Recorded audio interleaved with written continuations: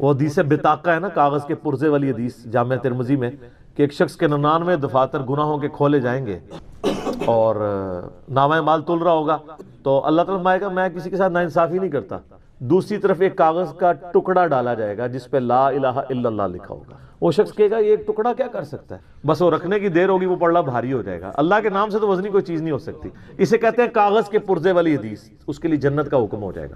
لا الہ الا اللہ کا مقابلہ نہیں ہے۔ تو یہ 4 وظیفے ہیں، سبحان اللہ، الحمدللہ، اللہ اکبر، لا الہ الا اللہ۔ یہ اتنا محبوب وظیفہ ہے کہ جو سنن نبی داؤد میں، جامعہ ترمذی میں صلاۃ و تسبیح والی حدیث ہے، اس میں 300 دفعہ کون سے کلمات پڑھے جاتے ہیں؟ یہی سبحان اللہ والحمدللہ ولا الہ الا اللہ واللہ اکبر، بس اتنا ہی پڑھنا ہوتا ہے۔ یہ ولا حول ولا قوت الا باللہ کی حدیثیں الگ سے ہیں، لیکن صلاۃ و تسبیح میں اتنا ہی پڑھنا ہوتا ہے، چاروں کلمات۔ حتیٰ کہ صحیح مسلم میں حدیث ہے، نبی علیہ السلام نے فرمایا یہ 4 کلمات مجھے ہر اس چیز سے بڑھ کر محبوب ہیں جن پہ سورج طلوع ہوتا ہے، یعنی دنیا اور جو کچھ دنیا کے اندر ہے اس سے بڑھ کر مجھے یہ چیز محبوب ہے کہ میں یہ 4 کلمات کہہ لوں، سبحان اللہ والحمدللہ ولا الہ الا اللہ واللہ اکبر۔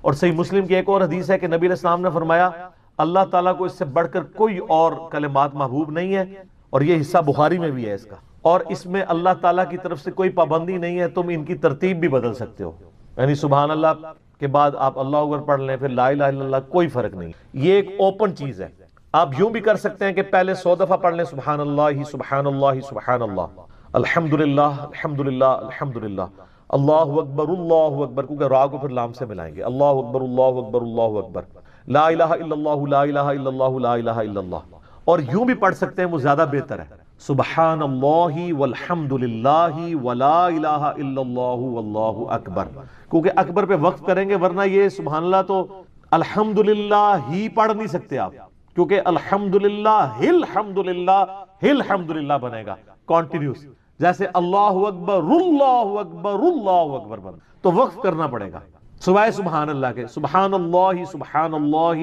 یہ تو پڑھ سکتے ہیں، لیکن الحمدللہ کو الحمدللہ الحمدللہ وقف کرنا پڑے گا۔ اللہ اکبر اگر ملائیں گے تو اللہ اکبر اللہ اکبر، را کو لام سے، تو اس کی بجائے اتنی مشکل میں نہ پڑھیں، سبحان اللہ والحمدللہ ولا الہ الا اللہ واللہ اکبر، ایک تسبیح پڑھ لے، چاروں وظیفے 100 دفعہ ہو جائیں گے، کیونکہ نبی علیہ السلام نے اجازت دے دی ہے نا، آگے پیچھے دائیں بائیں کچھ بھی کر سکتے ہو، اور یہ ترتیب تو صلاۃ و تسبیح میں موجود ہے۔ نبی علیہ السلام نے کلمات پڑھے بھی ہیں، آپ کو پتہ ہے تبلیغی جماعت والے 3 وظیفے بتاتے ہیں، ویسے بڑی سمجھداری سے ہی کسی نے وہ ڈیوائز کیے ہوئے ہیں، 100 دفعہ وہ یہ بتاتے ہیں سبحان اللہ والحمدللہ ولا الہ الا اللہ واللہ اکبر، وہ ساتھ وہ بھی بتاتے ہیں ولا حول ولا قوت الا باللہ، وہ بھی پڑھ سکتے ہیں، وہ بھی صحیح بخاری میں رات کو اٹھتے وقت کی دعا ہے، العلی العظیم تک بھی پڑھ سکتے ہیں، وہ ابن ماجہ میں موجود ہے۔ میرا ایک یوٹیوب پہ کلپ ہے 6 کلموں کا ثبوت، تو میں نے بتایا 4 کلمے ثابت ہیں، 2 مولویوں کے لکھے ہوئے ہیں آخری والے جو ہیں، تو بلکہ وہ میرا بیٹا تو وہ کورس میں آیا تو اس نے وہ 2 یاد ہی نہیں کیے، تو اس کو ماں کہہ رہی یاد کرو، کہتی ثابت، وہ کہتا ثابت ہی نہیں ہے تو کیوں ساری یاد کرو۔ ہم ریکویسٹ کریں گے، ہمارے پاس بھی وہ کورس اسلامیات کا جو ہے نا اس کو ریویو کرنے کے لیے بھیجا ہوا ہے ہماری اکیڈمی میں انہوں نے، تو ہم اس میں ان کو ریکویسٹ کریں گے کہ یہ آخری 2 کلمے نکال دیں، پہلے 4 کلمے ثابت ہیں، وہ تو ثابت ہی نہیں ہے، تو خام خواہ لوگوں کو آپ رٹا رہے ہیں، الٹا جن لوگوں کی شادی ہونے والی ہوتی ہے وہ بیچارے ٹینشن میں پڑے ہوتے ہیں 6 کلمے یاد کرنے کے، حالانکہ کلمے کے ساتھ تو کوئی تعلق ہی نہیں اس کے۔ تو یہ جو صلاۃ و تسبیح کے اندر بھی پڑھا جاتا ہے، لیکن اس میں لا حول ولا قوت الا باللہ نہیں، وہ تو لادہ سے بخاری مسلم میں حدیث ہے کہ جنت کے خزانوں میں سے ایک خزانہ ہے لا حول ولا قوت الا باللہ، تو آپ پڑھنا چاہتے ہیں ضرور پڑھیں، اس میں وظیفے کے طور پہ آپ پوری تسبیح اس کی پڑھ لیں بے شک۔ تو تبلیغ جماعت والے یہ بتاتے ہیں 100 دفعہ درود شریف بتاتے ہیں اور 100 دفعہ استغفار بتاتے ہیں، بہت انٹلیکچوئل چیز ہے۔ یہ وظیفہ اتنا کمال ہے کہ آپ کے ہر فرض نماز کے بعد یہ وظیفہ نبی علیہ السلام نے مشروع کیا ہے، مسلم شریف میں حدیث ہے ہر فرض نماز کے بعد یہ وظیفہ پڑھنے والا کبھی نامراد نہیں جاتا، 33 دفعہ سبحان اللہ، 33 دفعہ الحمدللہ اور 34 دفعہ اللہ اکبر۔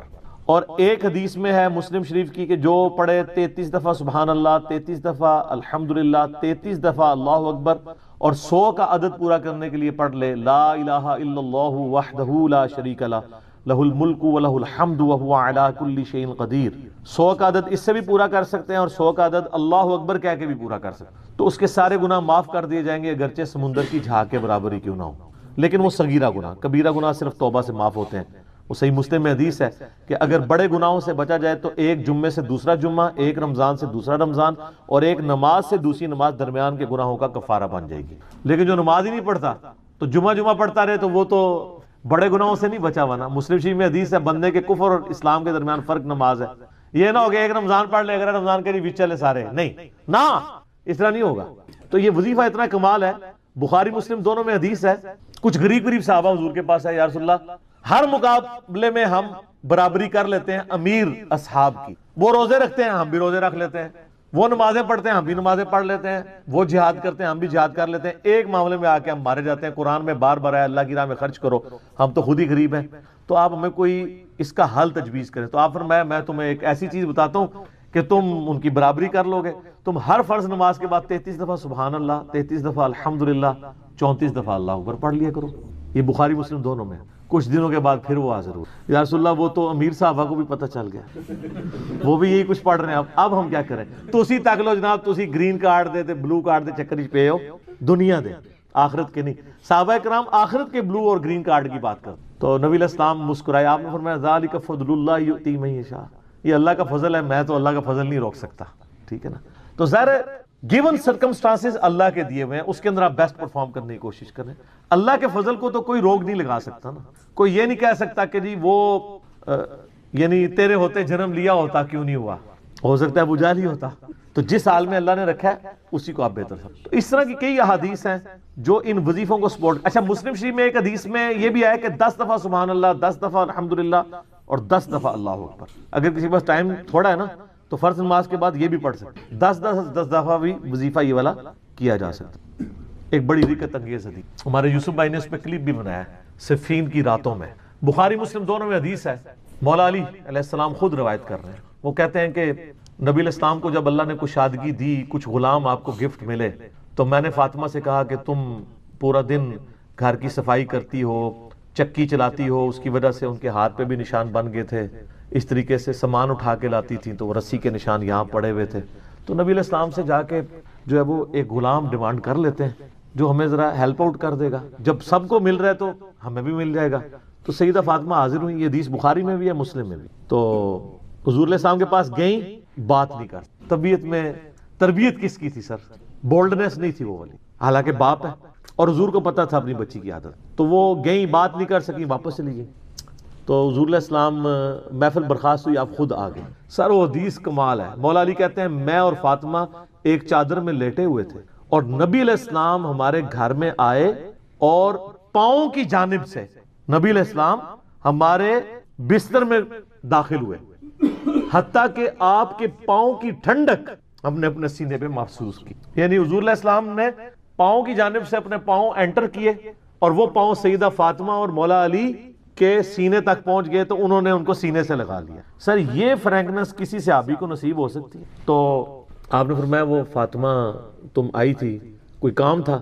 سیدہ فاطمہ سے پھر بھی بات نہیں نکلی۔ تو حضرت علی کہتے ہیں میں نے نا پھر کہا یا رسول اللہ وہ میں نہیں بھیجا تھا، پورا دن کام کرتی ہے۔ آپ کی بیویاں کہتی ہیں ہماری کوئی ذمہ داری نہیں ہے، یہ بھی تو بیوی تھی نا۔ بخاری مسلم میں حدیث ہے جنتی عورتوں کی سردار ہے فاطمہ سلام اللہ علیہا۔ تو میں نے غلام کے لیے عرض کیا تھا یہ تھک جاتی ہے، ہمیں ہیلپ آؤٹ کر دے گا۔ آپ علیہ السلام فرمایا میں تمہیں سے بہتر نہ چیز عطا کروں؟ کہ یا رسول اللہ عطا کریں۔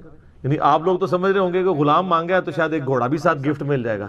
ان کا جب رات کو بسترے پہ جانے لگو نا تو 33 دفعہ سبحان اللہ، 33 دفعہ الحمدللہ اور 34 دفعہ اللہ اکبر پڑھ لیا کرو، یہ تمہارے لیے اس غلام سے بھی بہتر ہے، یعنی سارے دن کی تھکاوٹ اتر جائے گی۔ سر یہ بہت بہترین وظیفہ ہے۔ تو اچھا یہ حدیث مولا علی پوری زندگی سنایا کرتے تھے کیونکہ حضرت فاطمہ اور مولا علی کی ایک محبت بڑی مثالی تھی۔ پھر لوگ بھی جو ہے نا وہ مولا علی سے پوچھا کرتے تھے وہ فاطمہ والی حدیث، تسبیح فاطمہ، اسے تسبیح فاطمہ اسی لیے کہا جاتا ہے۔ تو یہ حدیث جب بیان کی مولا علی نے تو آگے نے تابعین نے پوچھ لیا، بخاری مسلم دونوں میں ہے کہ حضرت علی کہتے ہیں کہ وہ دن ہے آج کا دن ہے، میں نے کبھی یہ وظیفہ چھوڑا نہیں ہے۔ سر استقامت تو خود مل جاتی ہے، جس کے بسترے میں جا کے نبی علیہ السلام وظیفہ سکھا رہے ہوں تو وہ پوری زندگی اس واقعے کو کبھی بھول سکتا ہے کہ مجھے خود آ کے میرے بسترے میں آ کے اور حتیٰ کہ آپ کے قدم مبارک میرے سینے سے لگے تھے، اس حال میں حضور نے مجھے یہ تحفہ دیا ہے، وہ تحفہ کوئی بھلا سکتا ہے؟ تو تابعی نے کہا کہ مولا علی سے کہا کہ کیا جنگ صفین کی راتوں میں بھی آپ یہ وظیفہ پڑھا کرتے تھے جب مسلمانوں پہ اتنا مشکل وقت تھا، آپ میدان جنگ میں تھے؟ آپ دیکھیں 30 سال کے بعد مولا علی کو تلوار دوبارہ اٹھانا پڑی اسلامی نظام کو بچانے کی۔ تو مولا نے کہا ہاں صفین کی راتوں میں بھی میں نے کبھی یہ وظیفہ نہیں چھوڑا۔ تو اس پہ وہ کلپ بنایا تھا صفین کی راتوں میں، یہ اتنا کمال کا وظیفہ۔ اللہ تعالیٰ ہمیں اس وظیفے پہ استقامت دے، اور کچھ نہ کر سکیں یہ ضرور کیا کریں۔ بخاری مسلم میں حدیث ہے، ہم عائشہ کہتی ہیں نبی علیہ السلام نے فرمایا کہ اللہ تعالیٰ کو سب سے بڑھ کر محبوب عمل وہ ہے جو مستقل مزاجی سے کیا جائے، خواہ تھوڑا ہی کیوں نہ ہو، بنسبت اس عمل کے جو بہت زیادہ ہو لیکن مستقل مزاجی سے نہ ہو۔ ایک بندہ ایک دن 1000 دفعہ سبحان اللہ پڑھتا ہے، اگلے دن 10 دفعہ پڑھتا ہے، اس سے بہتر روزانہ ہی 10 دفعہ پڑھ لے۔ تو یہ وظیفہ 100 دفعہ پڑھنے کے لیے کوئی زیادہ ٹائم ریکوائرڈ نہیں ہوتا۔ آپ روٹین میں ہیں، آپ پاس دونوں آپشن ہیں، الگ الگ کر کے پڑھ لیں تب بھی ٹھیک ہے، ایک ہی دفعہ میں پڑھ لیں سبحان اللہ والحمدللہ ولا الہ الا اللہ واللہ اکبر تب بھی درست ہے۔ اور فرض نماز کے بعد تو اور کوئی وظیفہ، ایک آیت الکرسی والا وظیفہ اور یہ تسبیح فاطمہ والا وظیفہ اور تکبیر بلند کرنا، استغفار پڑھنا، اللہم انت السلام منک السلام، سارے اذکار اس میں لکھے ہوئے ہیں۔ چند ایک وظائف تو ضرور پڑھیں، اور اس میں یہ والا وظیفہ کبھی نہ چھوڑیں، یہ بہت ایکسٹرا آرڈنری۔ مغرب کی اذانیں شروع ہو چکی ہیں، بقیہ صلوات انشاءاللہ اذان مغرب کے وقفے کے بعد انشاءاللہ۔ جزاکم اللہ۔ جامعہ ترمذی میں اور مسند امام احمد میں صحیح سند کے ساتھ یہ حدیث موجود ہے کہ اللہ کے محبوب صلی اللہ علیہ وآلہ وسلم نے فرمایا کہ جو شخص قیامت کو اپنی آنکھوں سے دیکھنا چاہے تو وہ سورۃ التکویر پڑھ لے اور سورہ الانفطار پڑھ لے، یہ دونوں صورتیں آ جائیں گی، اور سورۃ الانشقاق پڑھ لے، وہ اس کے بعد آتی ہے سورۃ المطففین کے بعد۔ یہ 3 صورتیں ایسی ہیں کہ اگر کسی نے قیامت کو اپنی آنکھوں سے دیکھنا ہے، وہ یعنی ویڈیو فلم اس کی دیکھنی ہے قیامت کے دن کا نقشہ، تو ان 3 صورتوں کو پڑھ لیں۔ بڑی جاندار یہ صورتیں ہیں۔ اللہ کا نام لے کے شروع کرتے ہیں۔ اعوذ باللہ من الشیطان الرجیم، بسم اللہ الرحمن الرحیم۔ اذا الشمس کورت، وہ وقت یاد کرو جب سورج کو لپیٹ دیا جائے گا، وَإِذَا النُّجُومُ انْكَدَرَتْ، اور ستارے بکھر جائیں گے۔ میں نے پہلے بھی عرض کیا قیامت والے دن اللہ تعالیٰ نے گریویٹیشنل فورس کو ڈسٹرب کر دینا ہے، اور اس کا اینڈ رزلٹ یہ ہے کہ پھر گریویٹی اگر ڈسٹرب ہو جائے تو اس کائنات کے اندر جتنے اجرام فلکی ہیں، جتنے بھی سیٹلائٹس ہیں، یہ سب کے سب تباہ و برباد ہو جائیں گے۔ جتنے بھی سن ہے، جتنے بھی سورج ہیں، وہ تمام کے تمام اس کی وجہ سے ایک دوسرے میں مل کے ختم ہو جائیں گے۔ تو وہ وقت یاد کرو جب سورج کو لپیٹ دیا جائے اور ستارے بکھر جائیں، وَإِذَا الْجِبَالُ سُيِّرَتْ، اور پہاڑوں کو اکھیڑ دیا جائے۔ اس روئے عرض پہ سب سے مضبوط چیز جو ہے نا اللہ کی مخلوقات میں سے، وہ پہاڑ ہے۔ کوئی بھی جاندار یا ہماری لینگویج میں جو بے جان چیزیں ہیں، چاہے وہ درختوں کی فارم میں ہوں، جاندار چیزیں چاہے جانوروں کی فارم میں ہوں، کوئی بھی اتنی مضبوط نہیں ہے اپنی کنسٹرکشن کے اعتبار سے جتنے پہاڑ ہیں، بلکہ یہ پوری زمین کی ڈائنامک بیلنسنگ ان پہاڑوں کی وجہ سے۔ تو پہاڑ بھی گریوٹی کی وجہ سے ڈسٹرب ہو کے اون کی طرح بکھر رہے ہوں، جیسے روئی کے ریشے اڑتے ہیں نا جب اس کی دھنائی کی جاتی ہے، اس طرح یہ پہاڑ اس زمین کے اوپر تیر رہے ہوں گے، زمین بالکل فلیٹ کر دی جائے گی۔ اللہم اجرنا من النار، اللہم اجرنا من النار۔ وَإِذَا الْعِشَارُ عُطِّلَتْ، جب اونٹنیاں، ایسی اونٹنیاں جو کہ پریگننٹ ہوں اور ان کے بچے پیدا ہونے والے ہوں، وہ بھی بکھرتی ہوئی ہر طرف نظر آئیں۔ عرب کے لوگ اصل میں جو یہ اونٹنیاں تھی نا، جو پریگننٹ اونٹنیاں تھی، جس طرح آج کل ہمارے سب کانٹیننٹ کے معاشرے میں جب بھینس کا بچہ ہونے والا ہوتا ہے تو بڑی اس کو پروٹوکول سے، بڑی حفاظت سے اس کو رکھا جاتا ہے، کیونکہ آمدہ جتنی روزی ہے اسی سے وابستہ ہوتی ہے۔ تو عرب کے لوگوں میں اونٹ کی بڑی اہمیت تھی، اونٹ کے بغیر تو ان کی زندگی سمجھ لے کسی بھی راستے پہ، سفر پہ گزر نہیں سکتی تھی، کیونکہ اونٹ کو اللہ نے ایسی کوالٹیز دی ہیں جو دنیا میں اور کسی جانور کے پاس نہیں ہے۔ 1 مہینے تک بغیر پانی پیے وہ سفر کر سکتے، یہ کوالٹی تو کسی بھی جاندار کی نہیں ہے، وہ سٹور کر لیتا ہے پانی اپنے اندر۔ تو جب اونٹنی جو ہے وہ پریگننٹ ہوتی تھی، حاملہ ہوتی تھی، تو وہ بڑی اس کی حفاظت رکھتے تھے کہ اب اولاد ہوگی اس کی تو ہم نے اس کو آگے لے کے چلنا ہے۔ تو عرب کے لوگوں کو اسی چیز کی طرف توجہ دلائے گی کہ جس اونٹنی کو تم بڑا ایسٹ سمجھتے ہو اپنی زندگی میں، وہ قیامت والے دن وہ پریگننٹ اونٹنیاں بھی گویا کہ اس طرح بکھر رہی ہوں گی، ان کا مالک بھی ان سے بے خبر ہوگا۔ اونٹنی ہے کیا، سورہ الحج کے شروع میں آیا کہ جو ماں ہے وہ بھی اپنے بچے کو بھول جائے گی. ہر چیز، ہر انسان نشے کی حالت میں دکھائی دیتا ہوگا، حالانکہ وہ نشے میں نہیں ہوگا بلکہ اللہ کا عذاب شدید ہوگا. یہ سورۃ الحج کی شروع کی آیات ہے. میں نے سورۃ القیامہ میں بھی کور کی تھی، آج کراس ریفرنس کے طور پہ ان کو میں نے صرف کوٹ کر دیا، آپ خود پڑھ لیجئے گا. وَإِذَا الْوُحُوشُ حُشِرَتْ، جب سارے وحشی جانور بھی یکجا کر دیے جائیں گے. یعنی اللہ کا ایسا خوف ہوگا کہ وحشی جانور بھی سہمے میں ہوں گے. ورنہ آپ سوچ سکتے ہیں کہ بکری اور شیر ایک جگہ پہ جمع ہوں اور شیر بکریوں پہ حملہ آور نہ ہو.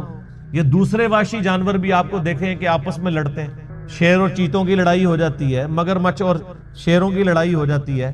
یہ سارے لڑنے والے جنگلی جانور بھی قیامت والے دن ایک جگہ جمع ہوں گے، لیکن لڑ رہے نہیں ہوں گے. وہ ایسا خوف کی کیفیت ہوگی کہ وہ بھی ڈر کے مارے سہمے میں کھڑے ہوں. انسانوں کی بھی کیا حالت ہونی ہے، تو وہ وحشی جانور بھی، کیونکہ قیامت دن ان کو بھی زندہ کیا جائے گا. صحیح مسلم میں حدیث ہے کہ قیامت والے دن اللہ تعالیٰ ایک سینگ والی بکری اور ایک بغیر سینگ والی بکری، جس نے دنیا میں آپس میں لڑائی کی اور سینگ والی بکری نے بغیر سینگ والی بکری کو سینگ مارا، تو اللہ تعالیٰ قیامت والے دن، صحیح مسلم کی حدیث ہے، دونوں کو زندہ کرے گا اور بغیر سینگ والی بکری کو سینگ دیے جائیں گے اور سینگ والی کے سینگ چھین لیے جائیں گے کہ آج تم اپنا بدلہ اتارو. بدلے کا دن ہے جی وہ، مالک یوم الدین، قیامت کا دن بدلے کا دن. دنیا میں کسی بڑے سے بڑے بدماش کی بدماشی چل سکتی ہے، لیکن آخرت میں لمن الملک اليوم، آج کے دن کس کی بادشاہت ہے؟ للہ الواحد القہار، اس اکیلے اللہ کی جو سب پہ چھایا ہوا ہے. آپ دیکھیں یہ سورۃ المومن کی آیت ہے. اللہ نے قیامت کے دن اپنا نام ہی القہار رکھا ہوا، سب پہ چھایا ہوا. تو اللہ تعالیٰ فرماتا ہے اس دن وحشی جانور بھی سہمے میں کھڑے ہوں گے ایک جگہ. وَإِذَا الْبِحَارُ سُجِّرَتْ، جب سمندر بھڑکا دیے جائیں گے. وَإِذَا دَكَّتِ الْأَرْضُ دَكًّا دَكًّا، آگے جا کے آئے گا نا، زمین کو کوٹ کوٹ کے برابر کر دیا جائے گا. یہ زمین کو فلیٹ کر دیا جائے گا، سارے پہاڑ، اونچی نیچی چیزیں سب ختم کر دی جائے گی. تو ظاہر ہے اس کا اینڈ رزلٹ یہی نکلنا ہے کہ زمین کے اندر جو لاوا ہے وہ باہر آ جائے گا یا ایٹ لیسٹ اوپر آ جائے گا.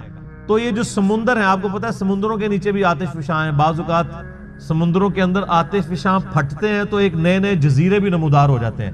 اکثر ٹی وی پہ خبر بھی آتی ہے کہ فلاں سمندر میں، پیسیفک اوشن میں یا اٹلانٹک کے اندر ایک نیا جزیرہ نمودار ہوا ہے. وہ جزیرہ کیسے اوپر آتا ہے؟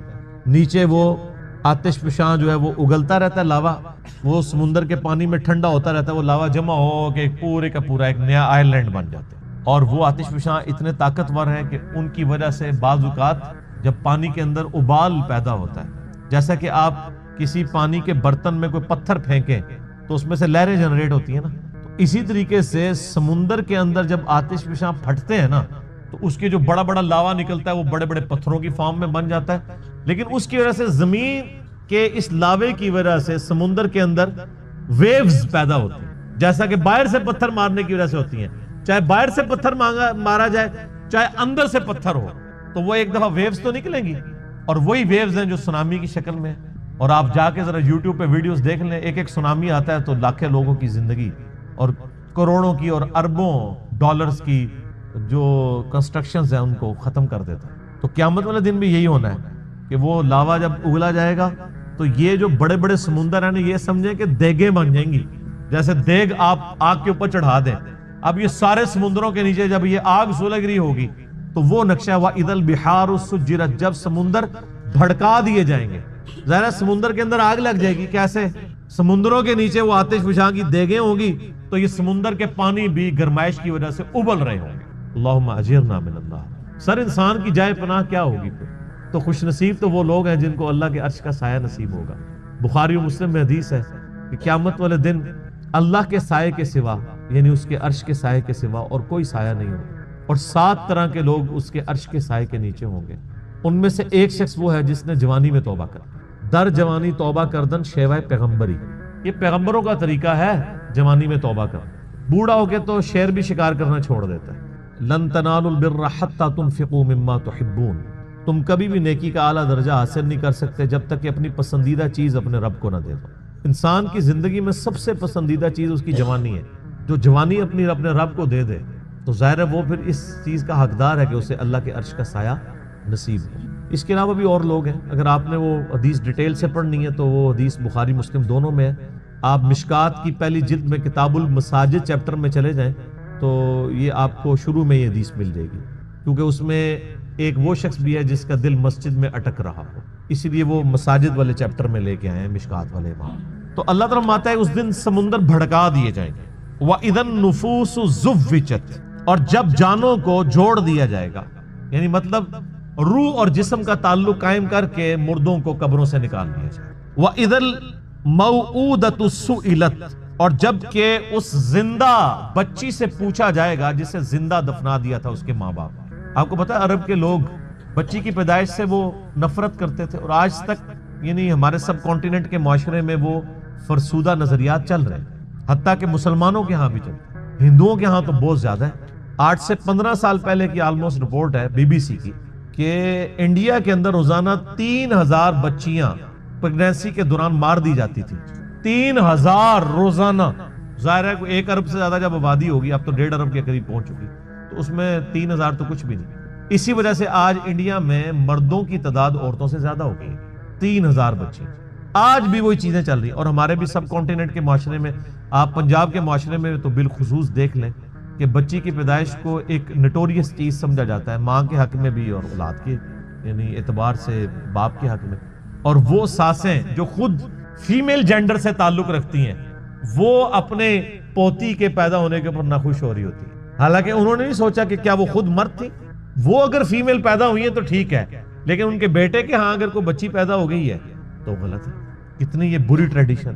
یہ لالا بات ہے کہ بعد میں جب وہ بچے بڑے ہوتے ہیں تو بچوں کی وجہ سے اولاد کا جو بچوں والا جینڈر ہے اس کی پورشن کی وجہ سے ماں باپ جو ہے ذلیل ہو رہے ہوتے ہیں، اور بچیوں کی وجہ سے وہ سکھی ہوتے ہیں۔ یہ لالا بات ہے، زیادہ تر ہم نے یہی دیکھا ہے۔ تو اللہ تعالیٰ فرماتا ہے قیامت دن اس بچی کو زندہ کر کے اللہ تعالیٰ اس سے پوچھے گا بِأَيِّ ذَنبٍ قُتِلَتْ، تجھے کس گناہ کے سبب قتل کیا گیا تھا۔ کتنی لطیف گفتگو ہے کہ قتل کرنے والے سے نہیں پوچھا جا رہا، بلکہ بچی سے پوچھا جائے گا کہ معصوم بچی آج تیرا دن ہے، تو بول کہ کس جرم کی پاداش میں تجھے قتل کیا تھا تیرے ماں باپ نے۔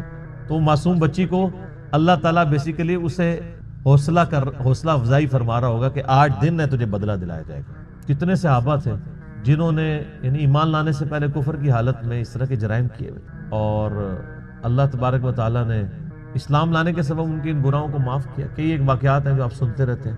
بہرحال یہ بہت بڑا جرم ہے۔ آج بھی یہ بات ماڈرن دور میں جو اس سے ریلیٹڈ چیز ہے جس کو ڈسکس کرنے کی ضرورت ہے۔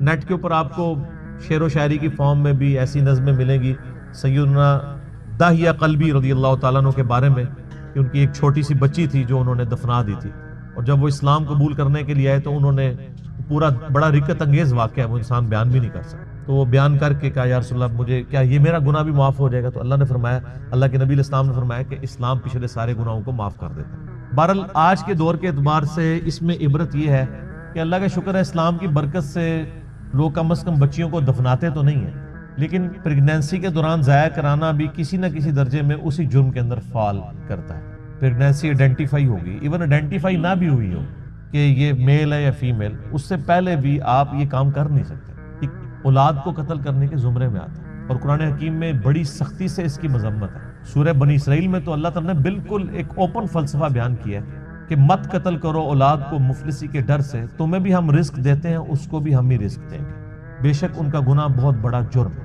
لوگ ان چیزوں کو ہلکا جان رہے ہوتے ہیں، پھر ڈاکٹروں سے مشورہ کرتے ہیں، پھر ہمیں بھی کبھی بعض اوقات رابطہ کر رہے ہوتے ہیں، جی وہ بتائیں جی بس وہ جی یہ ہو گیا جی وہ ہو گیا جی یہ مجبوری ہے جی ابھی جناب 40 دن پورے نہیں ہوئے، فلاں نہیں ہوئے، یہ نہیں ہوئے۔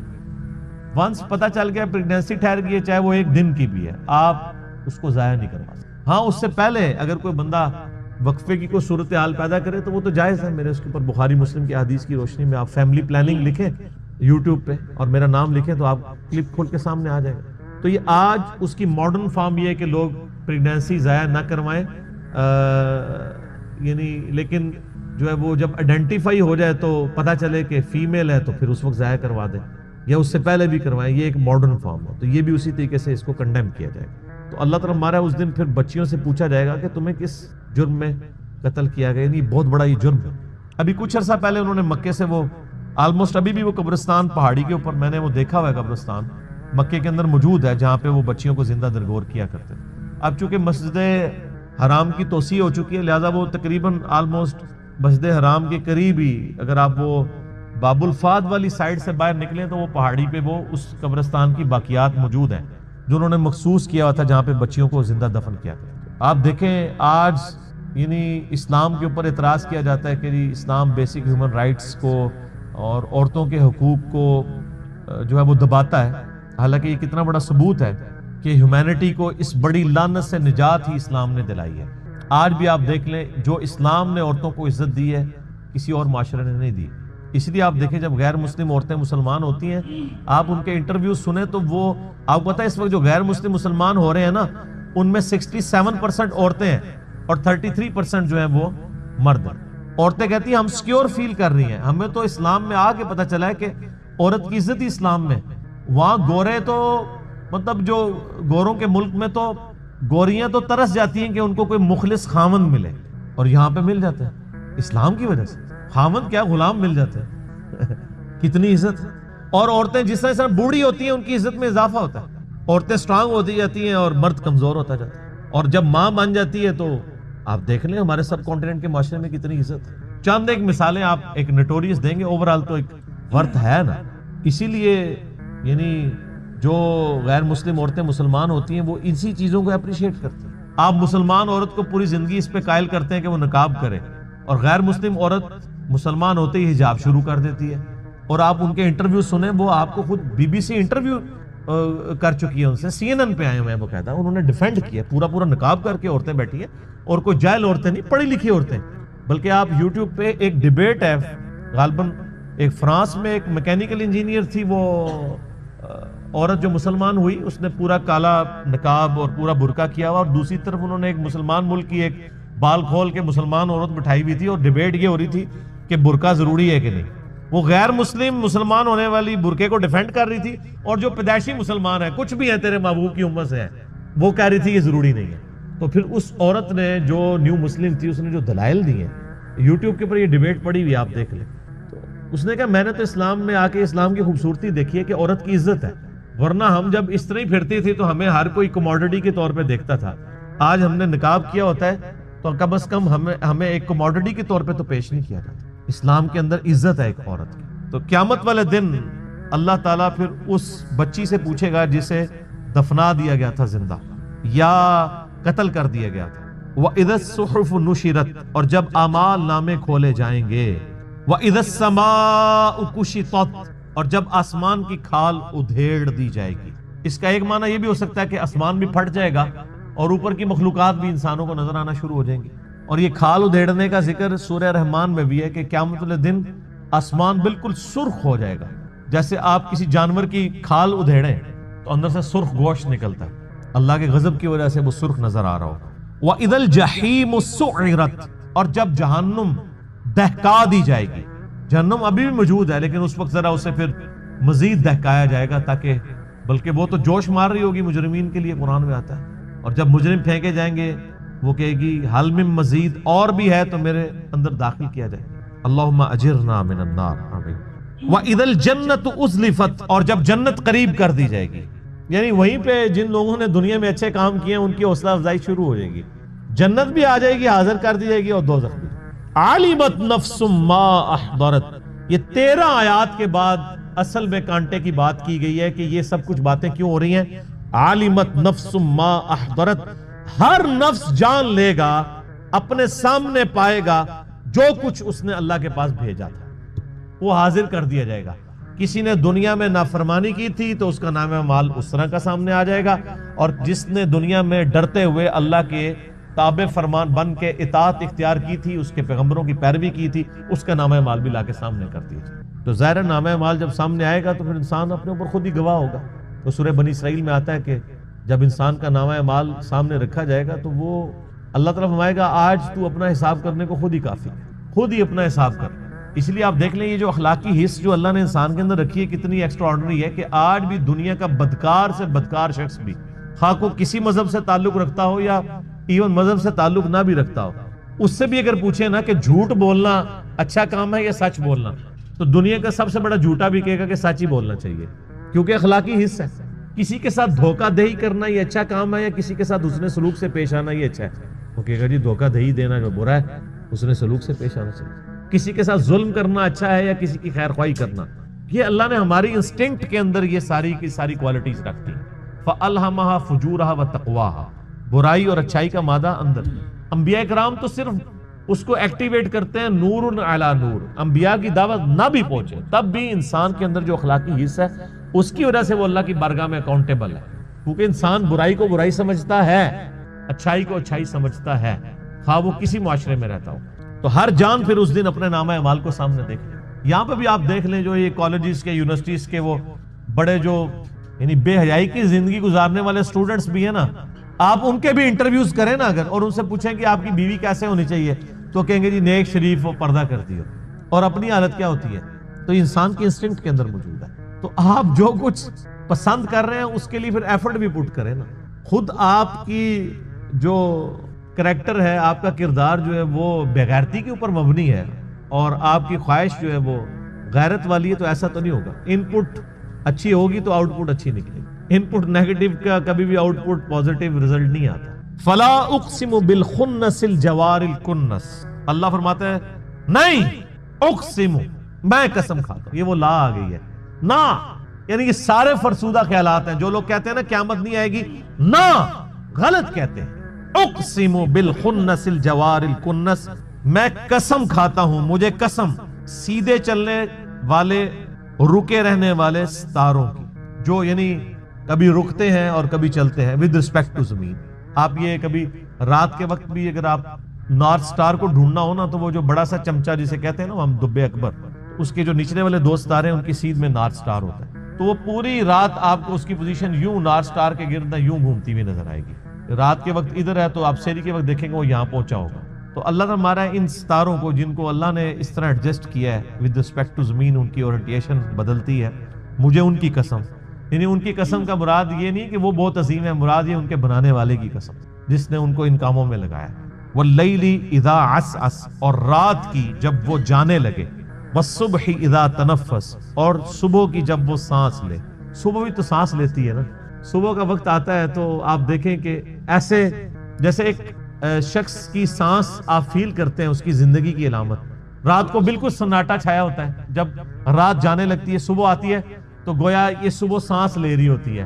چرند پرندوں کی آوازیں آنا شروع ہوتی ہیں، پھر آہستہ آہستہ گہما گہمی ہونا شروع ہوتی ہے. اور اس طریقے سے جیسے انسان بھی جب صبح اٹھتا ہے تو ہلکی سی انگڑائی لیتا ہے، کرتے کرتے وہ پھر اٹھ جاتا ہے. صبح کے وقت جب وہ سانس لے، انہ لقول رسول کریم، بے شک یہ جو قرآن ہے یہ قول ہے ایک عزت والے رسول کا. یہاں رسول کریم سے مراد جبرائیل علیہ السلام، کیونکہ آگے آ جائے گا. اور اس سے پہلے پارہ نمبر 29 میں یہ سیم الفاظ نبی علیہ السلام کے لیے آئے تھے، عزت والا رسول. فرشتوں میں رسول حضرت جبرائیل علیہ السلام ہے، جو انسانوں میں رسولوں کے اوپر وحی لے کے آتے ہیں. ذی قوت عند ذی العرش مکین، وہ عزت والا رسول وہ ہے جو قوت والا ہے عرش والے کے ہاں. جو عرش کا مالک ہے اس کے ہاں اس کی قوت ہے، اللہ نے اس کو اتھارٹی دی ہوئی ہے. مطاع ثم امین، اس کی اطاعت کی جاتی ہے، وہ امانت دار بھی ہے. یعنی جو اللہ نے وہی دی وہ امانت کے ساتھ پہنچاتا ہے. اور فرشتوں کے ہاں اس کی اطاعت کی جاتی ہے، یعنی وہ فرشتوں کا سردار ہے، فرشتے اس کے اوبیڈینٹ ہیں. یعنی روح قدس جبرائیل علیہ السلام. وما صاحبکم بمجنون، اور تمہارے ساتھی کوئی مجنون نہیں ہے. نعوذ باللہ، وہ کہتے تھے کوئی جنات کا اثر ہو گیا نعوذ باللہ اس پیغمبر کے اوپر جو اس طرح کی باتیں کرتا ہے. یعنی ایک شخص جو مکے کی لوگوں کی آنکھوں کا تارا اور بڑی ڈائنامک لائف گزاری اس نے، صادق اور امین، بڑی ایکسٹروورٹ لائف تھی. نبی علیہ السلام کو گوشہ نشینی کی زندگی تو نہیں گزار رہے تھے.